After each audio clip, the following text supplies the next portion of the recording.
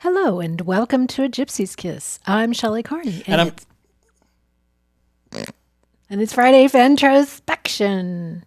And I'm Toby Younis. And in today's Fentrospection, we're going to talk about the special place or a special place. I'm not quite sure yet where it's going to go, but it's based on a conversation that Shelley and I had after Wednesday night's show. We're going to bring that back for you.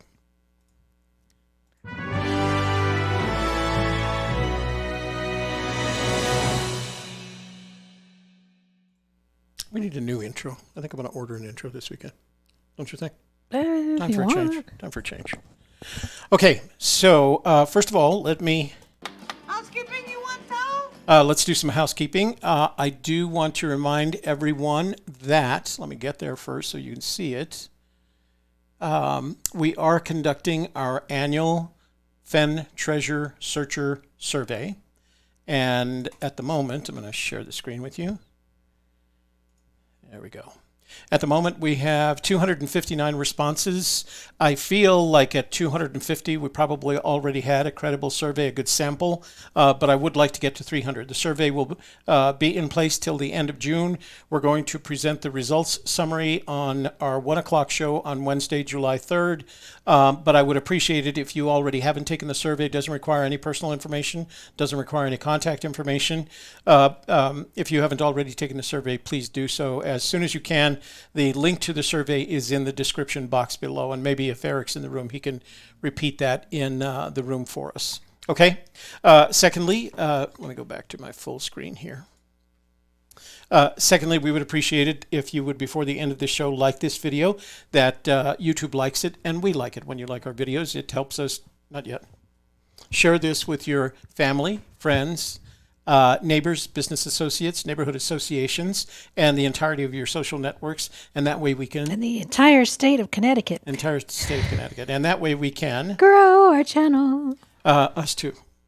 And then finally, if you're not already a subscriber, this would be an ideal time to subscribe. And that way, when we start a live stream or we schedule a live stream and you click that notifications bell, you would be immediately informed and in the know. And there's nothing better than being in the know. In the know. If you're in the know, it makes you funny already. Okay. Funny? Okay. Anything else that we need to talk about? Stay tuned after this show. Well, don't stay tuned. Go over to my channel at 2:30, and I'm going to have an unboxing show. It's going to be pretty cool. I don't even know what's inside the box, so we're all going to be surprised together.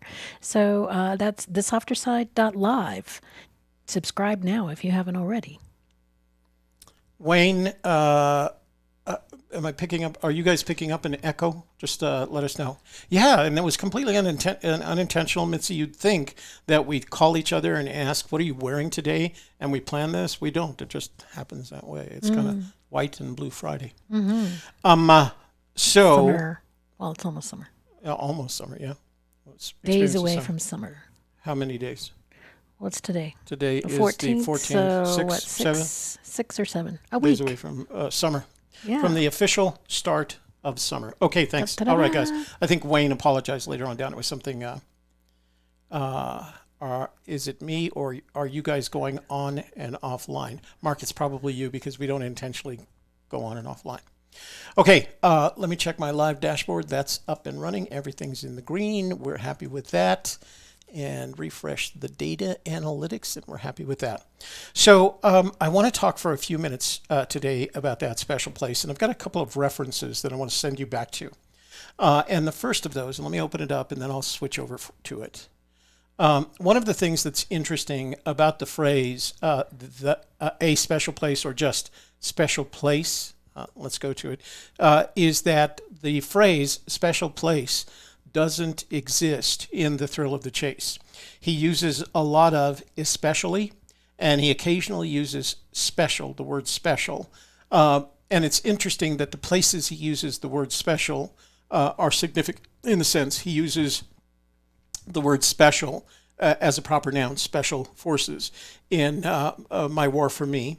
But then he uses it twice within, as you can see, 4 paragraphs in Flywater. How special those hours were spent watching the waters deepen into cobalt as the flow slowly bent around the bank, or the ripples swirl as a brook trout, and as brookies took an unsuspecting mayfly. And then down at the bottom of the page he says, and when my tackle box is closed, meaning an indication of the end of his life, at last, and the caddis hatch is gone, I will rest through all of time and space, pillowed down and scented in with a smile that comes from remembering the special things that brought me to that final place.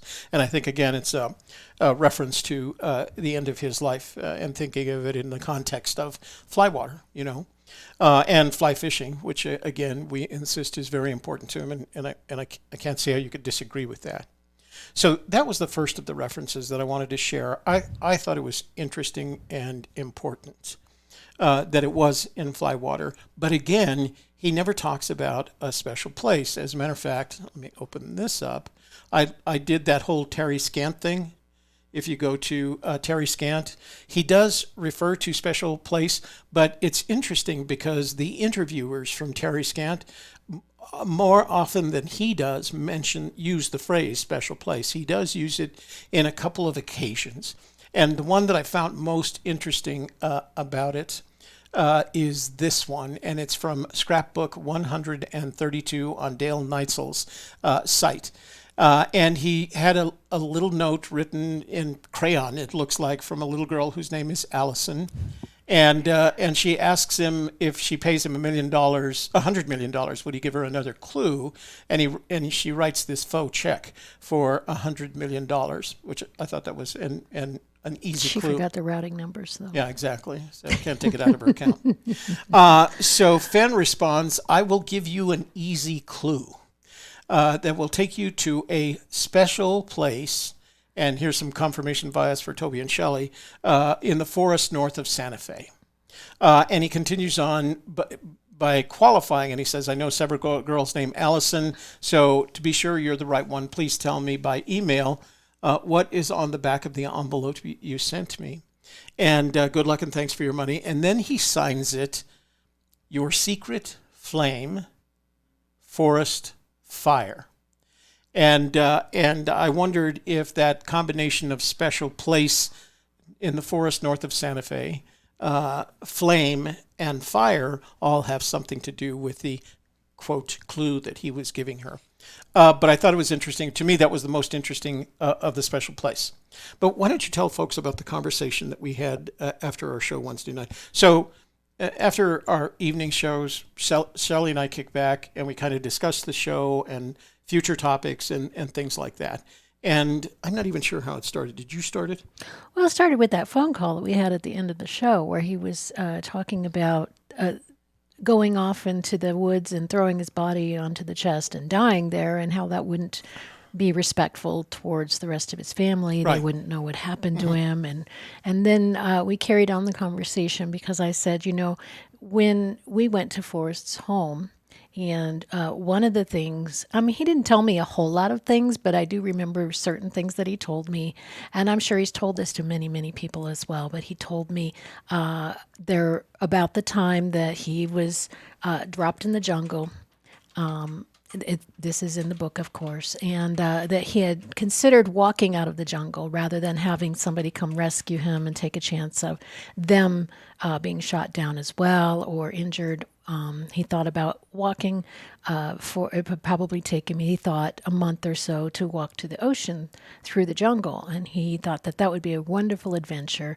And he regretted not being able to do that. But the reason he didn't do it was because he knew that Peggy and his daughters were at home waiting and wondering what had happened. And all they knew was that he had been shot down. So they would have to assume that he was missing in action and probably dead.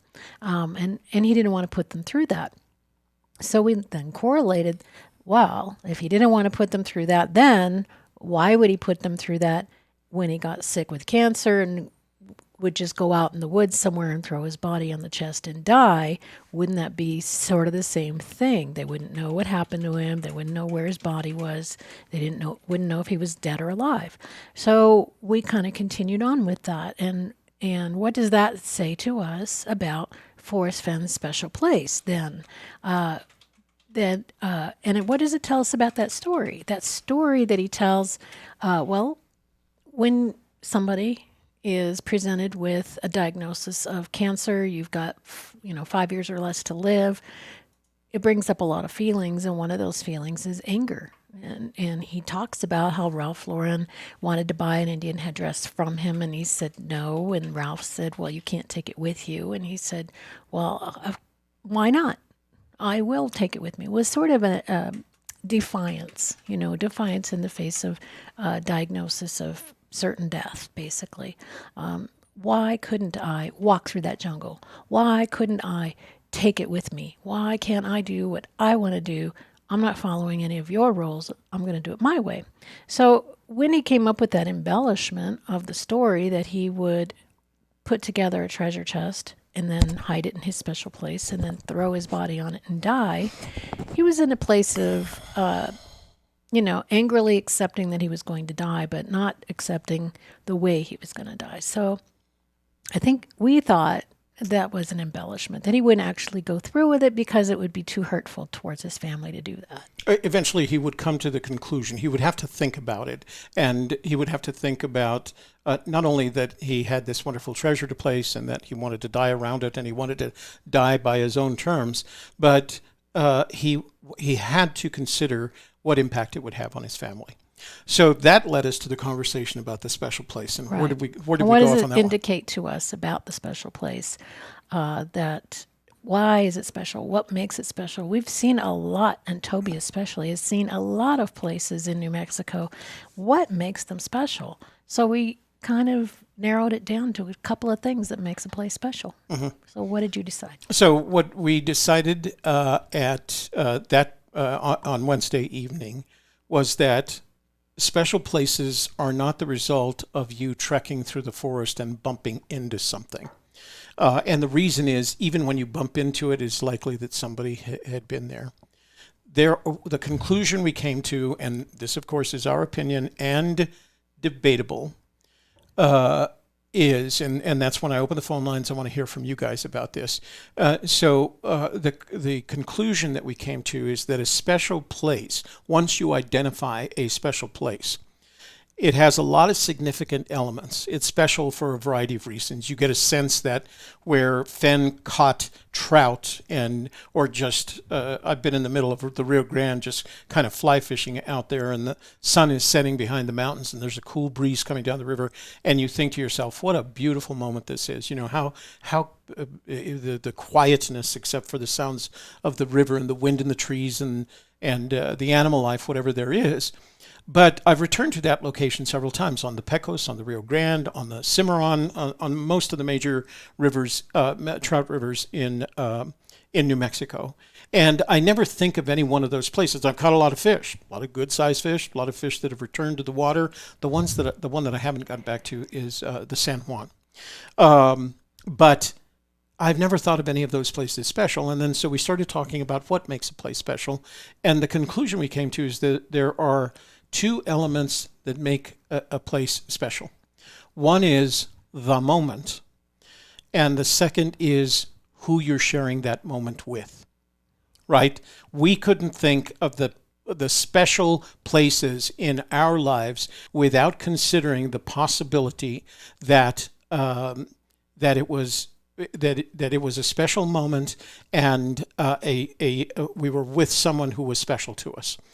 Shelley knows from having driven up there with me that up on the Pecos River, there's an area at the Dalton Canyon campground. It's not actually a campground; it's a parking area. That on what would be the south side of the bridge, there's a location there where I had gone fishing with my father. And actually, I wasn't fishing. I was just too young. And he had a line in the water for me. And he was out in the middle of the river fly fishing. And all of a sudden, he walked back to the shore to the bank, and he handed me his rod and said, "You take care of this." And the fish, he had caught a fish, and it struck, it pulled its head, it pulled a line, and it scared me so much that I dropped the rod, right? I did literally, and he caught it before it went into the water. And so he picked up the rod and he handed it back to me. He said, "Hold on tight," and then just pull the line. And fly fishermen know that you don't actually use the reel a lot of times when you're bringing a fly fish into the bank. You draw the line, right? And you hold it with your other hand. And I brought that fish online, and he grabbed it with his hand and he handed it to me while he took out the hook. He took the hook out of its mouth, and he used barbless hooks because he returned a lot of the trout to the river, right? So it wouldn't hurt the trout. And I looked at him, and I was holding this fish, and all of a sudden the fish squirmed, and again it scared me. It bounced on the bank and back into the river. So for me, that I pass by that, and Shelley will tell you, every time we go by, I say, "Oh, that was the place my father used to fish," and I used to, it's the same story each time. Mm-hmm. She's heard it as many times as we've been up there. But for me, that's a special place. And the reason it was a special place is not only is it the memory of an event, it was who I was with, my father, who died probably 5 or 6 years later. Right, he died when I was 11, and I was probably 5 or 6 at that time. So the sense is that what makes a place special, and it almost can't be special. I couldn't think, and maybe you guys can come up with one of these. I couldn't imagine a place that was special just because I bumped into it. Because honestly, I have been all over the world, and I've been in locations good and bad, and I can't remember one of them being, quote, special, unquote, without that sense of event and the sense of someone else. And the ones that I came up with were the relationships with fiancés and wives and parents and mothers, things like that. But there was always somebody else involved, and Shelley went through the same thing. The places that are special for a couple of reasons. One, a significant event takes place, and B, you're sharing that moment of the event with someone else. Mm-hmm. So we started thinking about who possibly could fill the bill as the person, independent of the location. And we came to the conclusion it was one of three, because we know that Fenn has indicated in various ways, in various forms, that the special place existed before he decided to hide this treasure. So to us, that meant that special place could have been the result of those two things: an event, a special moment, and sharing that special moment with someone. And the someone we came up with three someones, and then after Shelley left, I added another. And Kevin's in the room. Hi, Kev. Hi. So the people that we came up with in order of death, I guess. I may not have them in order. One would be Skippy, because he was the older brother, and Forrest would have loved to be able to do that younger brother, older brother thing with them to show this special place to them, because it is likely that Fenn discovered it, but it wasn't special until he shared it, right? The second one, of course, was his father, because I have a sense, if you read Fenn's books, one of the things that he wanted to accomplish in life was eventually get his father to respect him in the same way that he respected his father. I think the respect level was out of balance there, and that was partially his father's fault, and that was partially Fenn's fault. I'm not saying they had a bad relationship, but you could see in his writing, you could hear him saying, I wish I had had more of my father's respect. And then the third one is, the third male is Eric Sloan. And it was for two reasons. Number one, he had that unique, what I'd call professional relationship. He represented him as an artist. But in addition to that, Eric was at the age where he could have been a father figure.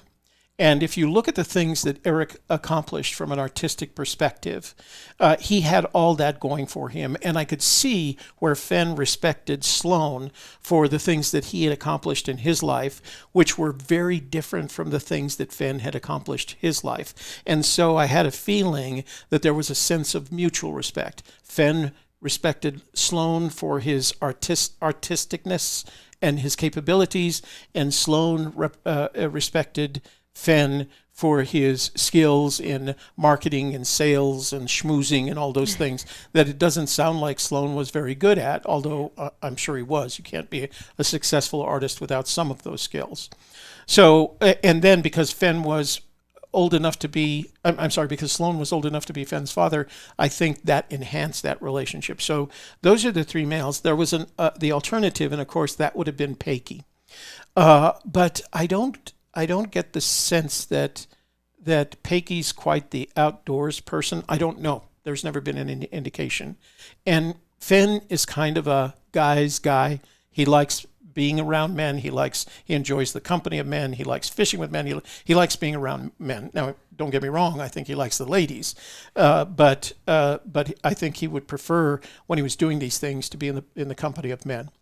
So we think that the special place is connected to one of those three people, and we're going to conduct additional research into it because we firmly believe that the special place is the combination of a unique event and a person to share that unique event with. Mm-hmm. And then there's probably a third piece to all this, and that is two people can keep a secret if one of them is dead. And certainly in the case of Skippy, his father, Eric Sloane, all three of those people qualify as the second person. Yep. And Peggy would not, because she's still Peggy alive. would not, that's right. Because and she would have some inkling of an idea of where his special place was, and he didn't want that for her. He didn't want her knowing, because then people would be bothering her about it. Right. So we don't think, Shelley said it, we don't think that Peggy knows where Fenn's special place is. She says she does not know, doesn't care, doesn't want to be involved in any way. Okay, so I'm going to open up the phone lines. Just let me make sure we're connected on the, what's it calls it over here. Oh, we got a cha-ching here. Oh. From James Bailey. Hey, James, thank you. Yeah, thanks. Every little bit helps, guys. Oh, we got another one from James Bailey. Oh, you know what it is?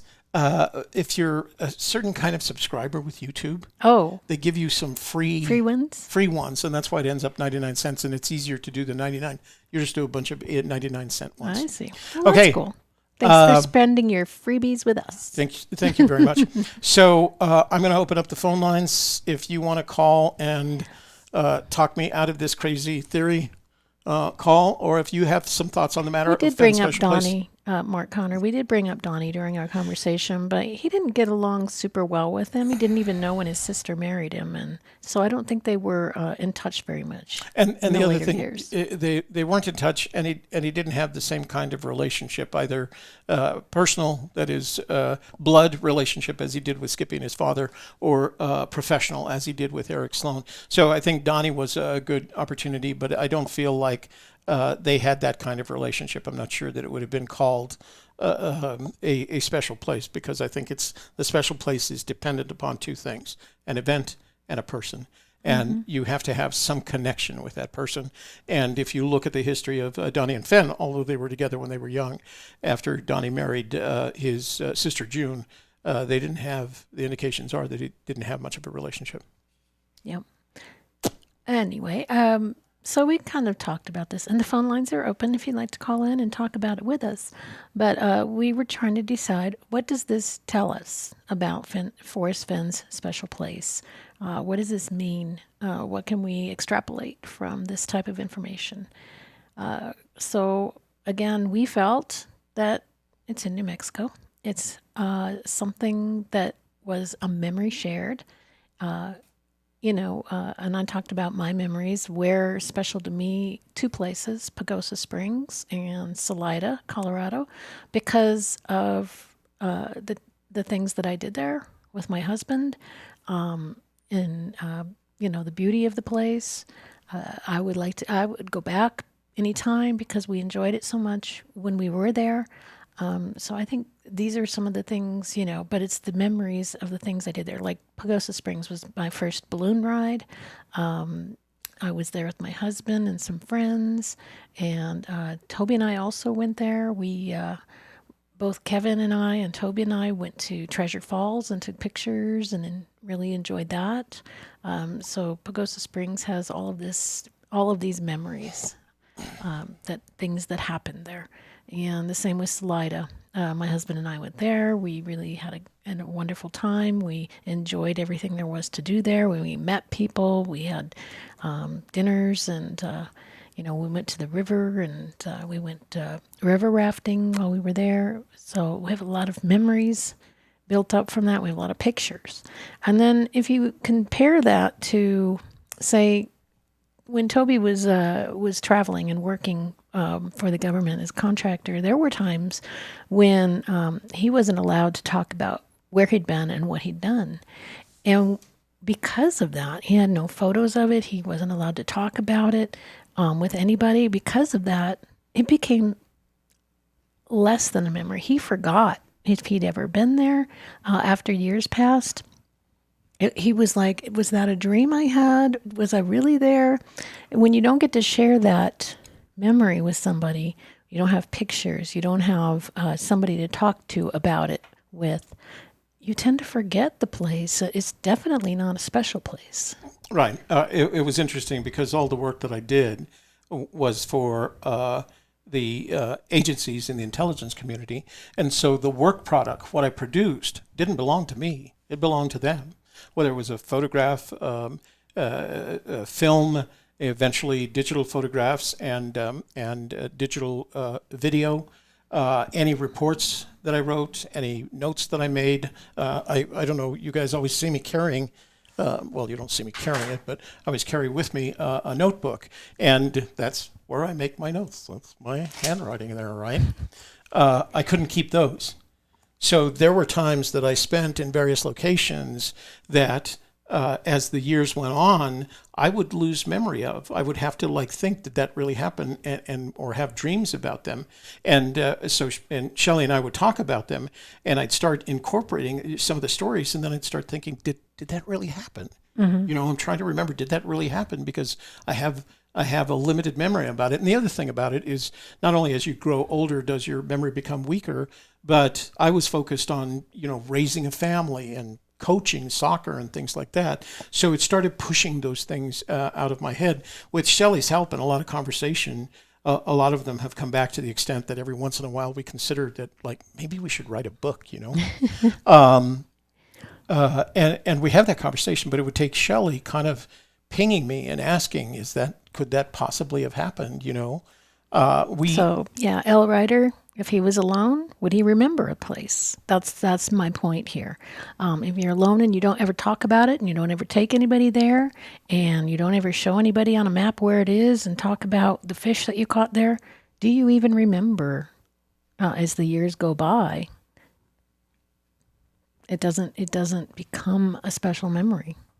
And that's so. Wayne says the same thing, basically. Great comments, but I have tended to think of his special place and more. And I agree with you. I think that's the tendency. I think the tendency is to think of his special place as one where you've spent spiritual time communing with nature, communing with yourself, exploring your spirituality and et cetera, et cetera. But we started thinking about it. We started trying to say, how possible is that? Because I have been, as I said, have done a lot of trout fishing by myself, because not everybody in my family was interested. When you're raising a bunch of girls, they're not interested in going trout fishing with you, from Chantilly, Virginia, no less.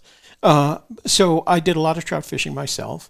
My brothers weren't interested in it. My father wasn't around, so it was a very solitary hobby, avocation for me. And I've been all around New Mexico. I've fished some in Colorado. But not much more than that, because it's trout. I tried trout fishing out east, and it just wasn't the same. It's small. As if we're going, let's say we go back to childhood memories, because Toby brought it up. He remembers his first time catching a fish. His dad had helped him catch this fish, and he remembers that. Maybe he was 5 or 6 years old, but he remembers it so well. But if he were to go back to that same place and try to recreate that, say with his grandson, it just wouldn't be the same. Everything looks different because he's no longer a 5-year-old boy. He's a man with a man's experience, and he sees everything differently. So to say, well, Fenn's special place is in Yellowstone because he was a child and that's where he would go back to. Well, again, everything changes as you become an adult. Or older. Yeah. And if it had been a special place when he was a child, the one thing that we can be assured of is that it would be completely different when he was an adult. The location would have been different. But the other point that I wanted to suggest was we, as Shelley and I went back, we looked at those places that we found spiritually and maybe physically refreshing, right? Those places where you go back and you say, it's a place where he communed with nature. It's different, I think, and the reason is this wasn't just a place where he communed with nature. This is a place where he wanted to die, right?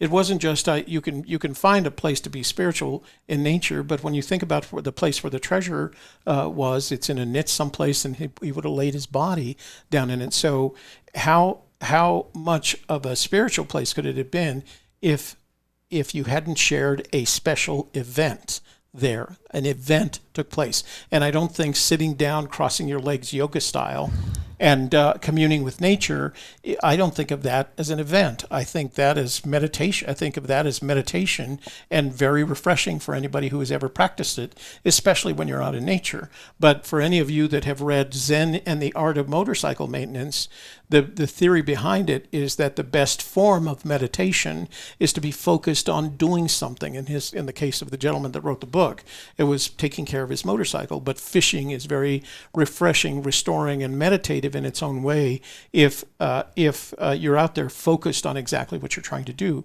So we feel like we've got a good reason, other than somebody saying no, his special place is where he found spiritual restoration. It doesn't qualify. If you look at, and I'm going to ask you guys to think about it yourself. Think about your special places, the places that you would consider laying down, taking a bottle of pills, putting yourself to sleep and not waking up. Think about those places, and think about them in the context of, were those places you were by yourself and meditating, or were those places where a special event in your life occurred, whether it was catching a big brown trout or hunting your first deer or whatever.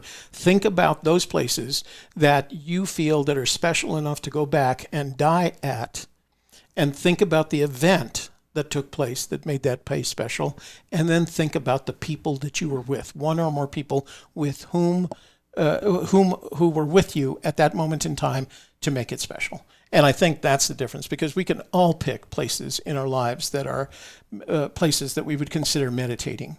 And I don't think of any of them as special. I just think of places where there's calm and peace, and that can be from my backyard all the way out to the Rio de los Pinos, So think about that. If you have your special place, tell us about it. Tell us what makes it special to you.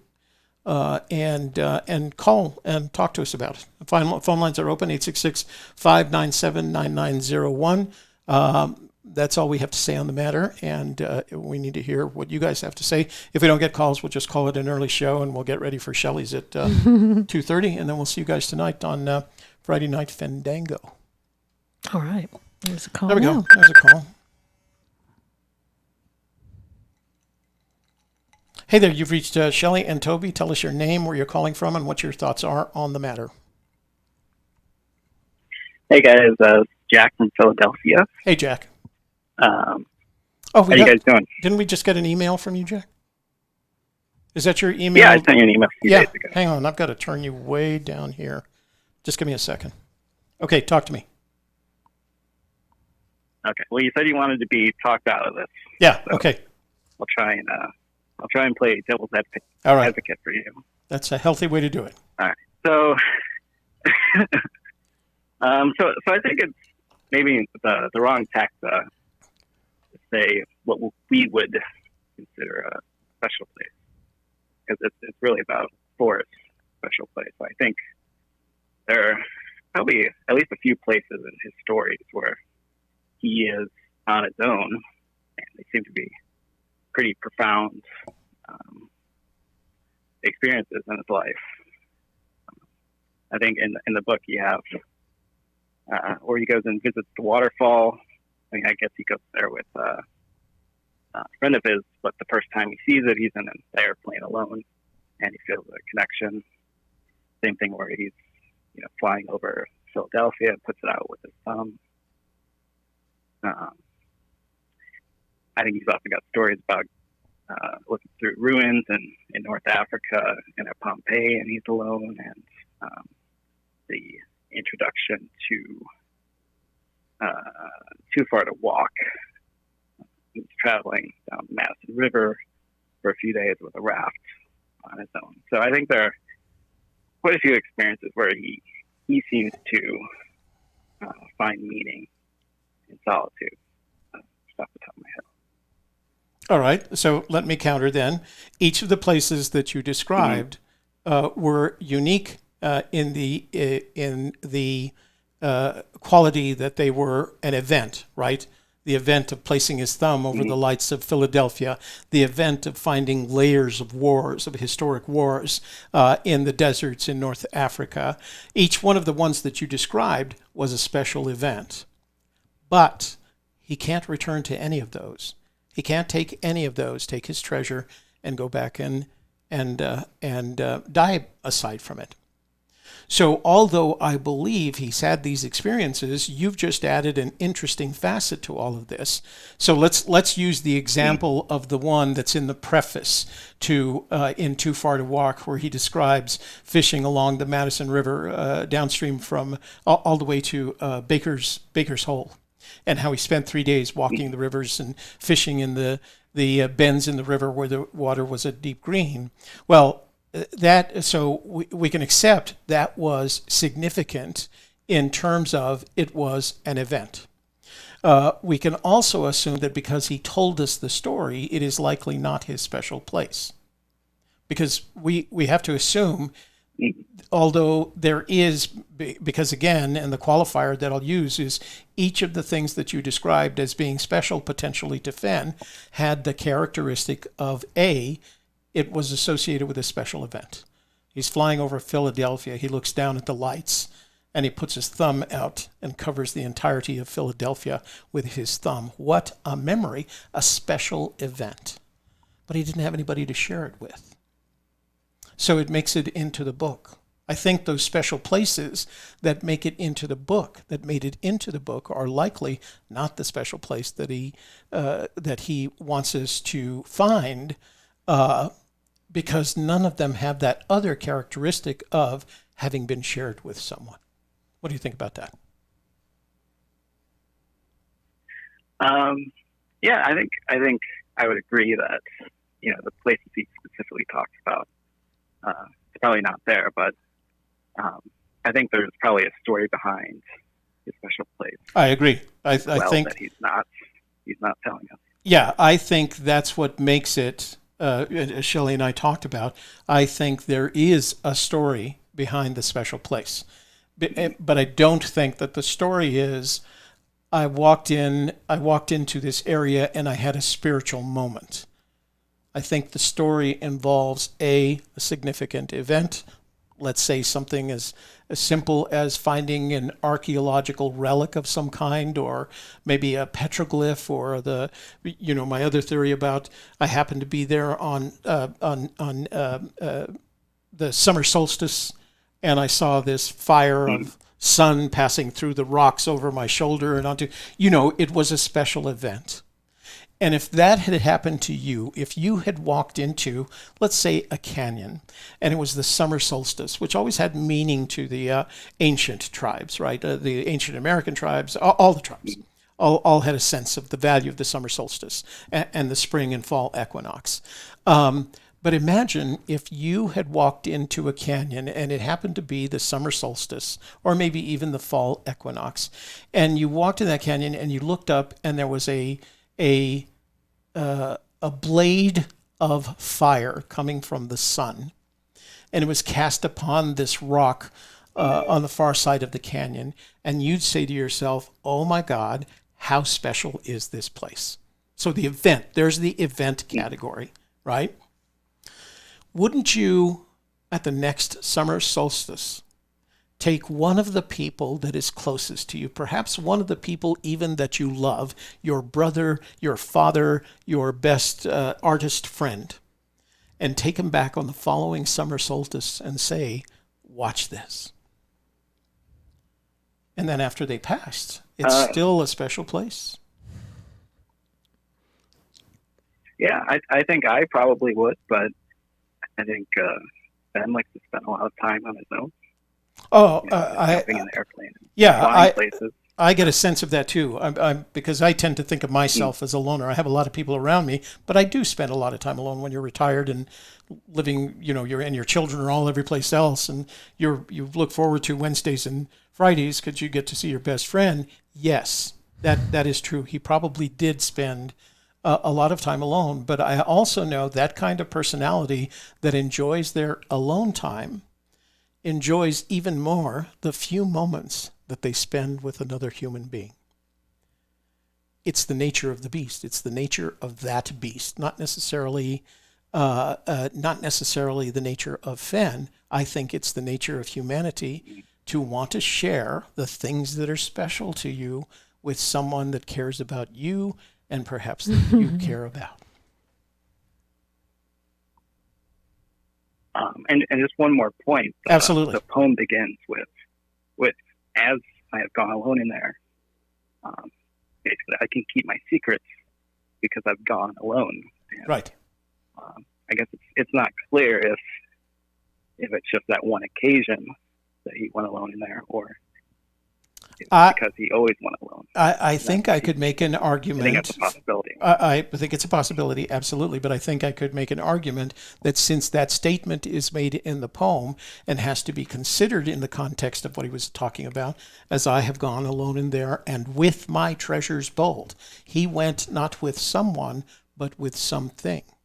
At that point in the context of the poem, that does not mean necessarily, although it could be, you're right, it could be interpreted either way.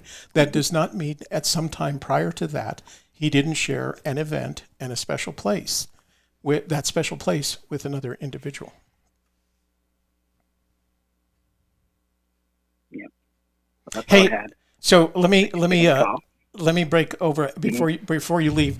I got so we were going to do a show on confirmation bias this week. And I think it was based on that commentary that you sent me, the information that you did. We're going to save that for next week. I want you to know. And after we do that show, I want you to call in, and because I'm going to cite you in that show. But we felt like this was kind of a breakthrough moment for us, and we wanted to share it with everyone else. But we will cover confirmation bias next week, and it'll probably be on Wednesday. And so if you want to call or if you want to stay in the loop on Wednesday, and then I can, because I'm going to use you in the citation, and you can call in and we can talk about it. How's that? All right, that's good. All right. All right, have a good one, guys. You too. Thanks for calling in, Jack. We appreciate it. Jack from Philadelphia. So we could get some of the other searchers who've been to Fenn's home to confirm this, but Fenn does like to show off his collection. When he hosts you in his home, he will take you into his office where he has his collection. Mm-hmm. He wants you to notice it, to see it, to talk about it, to show it off. So that might indicate something about his personality. About his personality, yeah. He wants to share those things. Hey, you've reached Toby and Shelley. Who is this? Where you're calling from, and what are your thoughts on the matter? Hi, my name is Gary. I'm G-Man from Pennsylvania. Hey, Gary. Nice to hear from you again. I have the distinction of being the person that came in second place in this treasure hunt. I figured out the clues actually in 2018. And real quickly, where warm water halts is in the Sangre de Cristo Mountains, where water emerges from underground. It's at a constant temperature or a warmer temperature, but at that elevation over 10,000 feet, the water very quickly turns colder. It goes down and a little ways, and then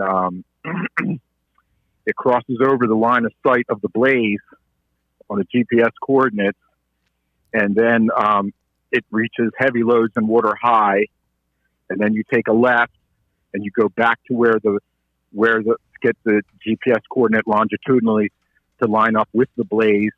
You follow it down the canyon where it intersects on a trail at a certain elevation, and then you take a left off of the trail, which is hundreds of feet from a meadow, and it's a muddy, marshy area.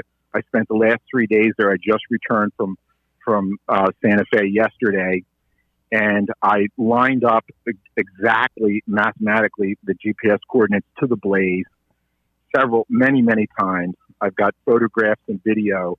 The chest is not there. So I can confirm for a fact. All right. So your theory is not there. Your theory is it's not a theory. No, not a theory. No, this is. Go ahead. So your theory is that you went to the right location according to your absolutely your first theory, the theory of your solution, and when you Yes. arrived there, that the chest wasn't there. Someone had removed it. Your theory, because you don't have evidence otherwise. Your theory is that somebody moved. Let me finish, and then you can tell me what you think. Yes, sir. Your theory is that the chest was removed before your arrival at that location. Is that correct? That is correct. Now, I was hundreds of yards from the blaze. Yeah. Go ahead. Do you have any evidence that the chest was actually there before it was removed? Well, my evidence would be that I solved the solutions to the entire poem. I know the significance of different hints that Mr. Fenn said. For example, I'm umbilically attached to the area. I know what that means. When he was asked, is the blaze a single object? He said, in a word, yes. I know what that means. Mr. Fenn has been giving out tremendous hints. Go ahead. So let me ask again. The proof is... Wait. So sure. let me ask again, because we do need, if you have Absolutely. this, we need some sort of evidence. And evidence would start with the publication of your solution someplace, and then photographs of your trek through that area indicating what you believe to be each of the clues in their real form. Do you have any of that? Absolutely. I have detailed video of my search down the trail, my search from the mountain where the blaze is. I have GPS coordinates. I've got extensive maps. I have a one-page map that I printed out last year, a topographical map where I marked where warm water halts. I marked where heavy lows and water high is. I marked where the blaze is. It's a multicolored topographical map. And if you know where the blaze is, and remember, Mr. Fenn said, Toby and Shelley, by the way, I think your show is awesome. Thank you. That Mr. Fenn said, in response to a question, is the blaze a single object? And he said something to the effect that he did not take a radial off of the blaze. And I had already figured out what the blaze was. And when he says, look quickly down your quest to cease, he's not taught, you would never find the blaze if you're out in the field, boots on the ground. What Mr. Fenn was referring to is if you're looking at a map, a topographical map, and you're able to figure out what the blaze is, just look quickly down while looking at the topographical map. And I originally thought last year, I went out there in July and August, and I actually searched within about 100 feet of where it was, and near a meadow in the San Mateo Blvd Mountains. And I spent a few days there, and then I came back a month later, and I for sure thought I was going to get it. And I thought the blaze was a certain thing. And then it was after I came back on my second trip in September of 2018, I figured out in October what the blaze was. And by then I felt I caught the flu. So I was laid up for a couple of weeks, but by then it was too cold. The search season for me was over. Right. And, okay, well, let me stop you. Let me stop you through the winter time. Let me stop you because we got to go on to other callers. But here's I'm going to recommend to you what I recommend to everyone else who makes this type of claim. Publish your findings, whether you care to publish them on YouTube or one of the forums or a blog. publish your findings, because that gives the community the opportunity. So are you familiar with the journal process, the professional journal process? So guys have theories about various things, and they go to the journal that's associated with that profession, and they publish them, and then they look for critical analysis of it and commentary, and that's how they change it. So as a learning process for you, what I'm going to strongly recommend is that you publish your findings, whether it's on a YouTube video. It's easy enough to get a YouTube channel. Publish your findings, and when those are published, I want you to come back and share that, and I'll share it with the people in the community so that they can look at your findings and determine whether or not that what you found is more than theory, that it's actual fact, because it's hard to prove a negative. It's hard it's hard to disprove a negative.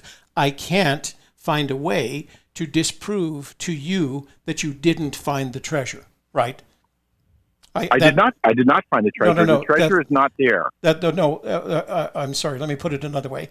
I cannot disprove your theory that the treasure was not there. You can't disprove a negative, right? Any more than you can prove it. But you can publish your findings and allow the community to perform a critical review on your findings, and they'll tell you whether or not your theory is correct. Okay, I appreciate that feedback, and I will look in. I never did anything on YouTube. It's not hard. You can do it with I'm a little concerned about stealing the thunder of the person that found it, because coming in second place is great and all, but the person who did find it, and I suspect I know who it is, deserves all the accolades. And let's not. But if you contact Forrest Fenn, Fenn, I sent him a couple of emails. Most recently, the subject heading was the word "interesting," and I explained in excruciating detail.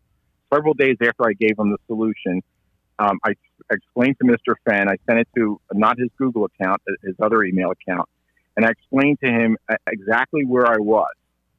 And I told Mr. Fenn in an email, he has not replied, that the chest is not there. And I told him I lined it up with the GPS coordinates with the blaze. And my email address is eagle2019@tutanota.com. And so if you can contact Mr. Fenn, he will verify that I sent him an email. And I described I not only gave him the solution a few days ago, but I sent him an email. My last day in the field, I spent from 10 o'clock yesterday until 6:30 searching, and at around 11:27 a.m., I finally was able to find the hiding spot. Right, and it's in the muddy, marshy area. Let's not be. Yeah. Your theory again is that because Fenn did not reply to your email, what does that tell you? What is that telling you, that he didn't reply? Well, he may not have actually read it. What I'm saying is, if you contact Mr. Fenn, he has an email either in his spam folder or his inbox where I identified myself in this particular email. Unlike the first one, I gave him my full name. The second email, the one I sent him last night, I just said G-Man from Philadelphia. And I described exactly where I was. And it's 200 feet from... all right, so we're getting back to these details that I would suggest. 500 feet from a meadow. I'm sorry. Right, 200 feet from a trail. I'm going to suggest that 500 feet from a meadow. 200. Got it. I'm going to suggest that you publish your findings in a way that the community could critically review. Okay. All right. If you call my number back and give me my email, I will send you copies of some photographs. You can send them to gypsykiss@gmail.com, but I want you to know that if you send it to our Gmail, we will share it with the community. Okay. All right. I understand that. All right, sir. Okay. Gary, have a good day, and good luck on your any future treasure hunts you undertake. Yeah, and just let you know that the treasure is not there. Okay. It's in there, and it's not there. And you asked me what my certainty is. I lined it up with GPS coordinates. Got it. Publish your findings. Publish your findings and give the community the opportunity to critically review your findings. Thank you so much. You have a good day. Thank you. So, so we all of us have theories. And if you've implemented your theory by going boots on the ground, and your conclusion of your theory is that either, hold on just a sec, let me. Hey caller, hold on for just a second. Let me finish this thought that I had. So if you have a theory that takes you to a place and your conclusion is that the treasure would have been there had it not been removed by someone else, another finder, Forrest Fenn, et cetera, the best thing for you to do is publish that theory and that set of conclusions that you've come to, and then put it out there for the community to evaluate. Now, I can tell you in advance that almost every member of this community has their own theory that will not agree with yours. I can almost guarantee that, but it'll give them the opportunity to critically evaluate what you're saying in terms of the context of the clues. If you say something to me like the blaze is not a physical location, it's in Fenn's imagination, you have to interpret it, I want to see that theory in writing. Because I want to be able to counter that with what Fenn has said, or what Fenn has done, or what Fenn has indicated that he's done. So publish your findings. It's not going to help anyone for you to come on the show and talk about what you think you saw or what you believe to be true, because you can't disprove it, right? It's impossible for me to disprove the fact that a treasure is not there. So just publish, and that way we'll get to it. So we got time for a short call. Caller, you've reached Shelley and Toby. What's your name, where are you calling from, and what's the topic? Well, this is Tunarth. I actually managed to get through. Hey, Tunarth, how are you doing? Calling from California. Hey. I'm doing okay. This is short. Just going back to today's actual topic. Thank you. About the special place, I very much agree with you that I believe it involves another person, and that, you know, something happened in that place regarding with, you know, another person accompanying Forrest. But I think I'm going to call you out on some confirmation bias okay.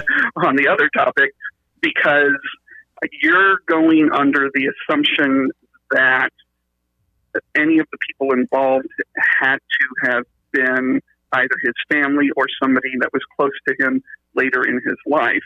And so you excluded Donnie in particular from the list for those reasons.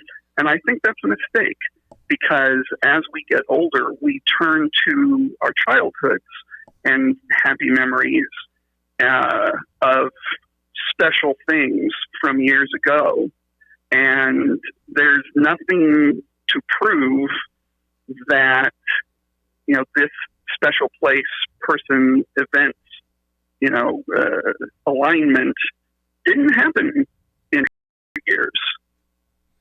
And yeah. I know also that you very much are firm in your belief that New Mexico is the place, but it's excluding Montana for sure. And I also think that's a mistake, because, you know, if we're going down the path of people and events that are special to him that nobody else may know about, you know, why wouldn't Donnie perhaps be one of those people? And an event from his childhood mark the place. I have no evidence that that could not be true. So that's all I wanted to say. All right. Just food for thought. No, absolutely. And again, we each of us is going to come to conclusions based on whatever our particular desires are. And if my desire was that the treasure was hidden someplace around where he spent his childhood summers, then I would probably focus on Donnie. Because that's my form of confirmation bias. But I can't disagree with you. I can't. I have to do it in the context of where my confirmation bias is, which is New Mexico, and the three most rational characters there. And I'm not even sure I would include necessarily Skippy, the two characters that we conclude are Sloan and his father. But that doesn't mean any other. You've got to look at it in the context of what you believe to be true.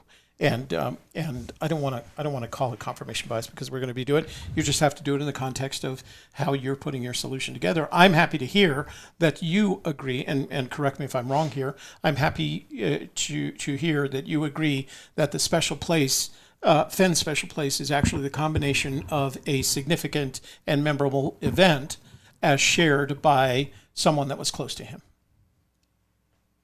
I think you're absolutely on the right track with that. See, it makes a lot of sense. There's a lot of evidence, I think, buried throughout everything that he's written that could definitely point in that direction. All right. Well, see, we agree on something. That's a start. All right, Tenarth, thanks for calling in. We're gonna have to close the show now. I'm glad that you made it a short on point call. Thank you. You're welcome, and I, of course, am very much enjoying watching your show. I'm glad, and we look forward to seeing you in future chats. Okay, take care. Bye-bye. Bye. All right. Did you put us on Do Not Disturb? I did right now. All right. You just got a ka-ching? I got a $4.99 from William, who says, "Where's the line drawn between confirmation bias and go with confidence?" So confidence, I used to coach soccer teams, and I would say winning, I would tell them, winning builds confidence, losing builds character. The difference between confirmation bias and confidence is that you can actually validate each one of the clues as you proceed, right? So if you can point and say this is unequivocally where warm waters halt and canyon down, I think you can go there with confidence. And then you have to validate all the others. Up until that point, until you can validate them, then, like all of us, it's pretty much confirmation bias. Confidence is the result of winning, of being right. Character is built when you lose or you're wrong. And then you have a healthy enough mentality to take the value of that and turn it into a better character. So, wow. Great stuff today, huh? I had fun with this. All right, guys. Reminder, if you haven't already taken the Fenn Treasure Searcher Survey for 2019, look in the description box below. There's a link to it. Please take the survey. It just gives us more information. We'll present, the survey will run through the end of June. We'll present a summary of the results on our show 1 p.m. on Wednesday, July 3rd, 2019.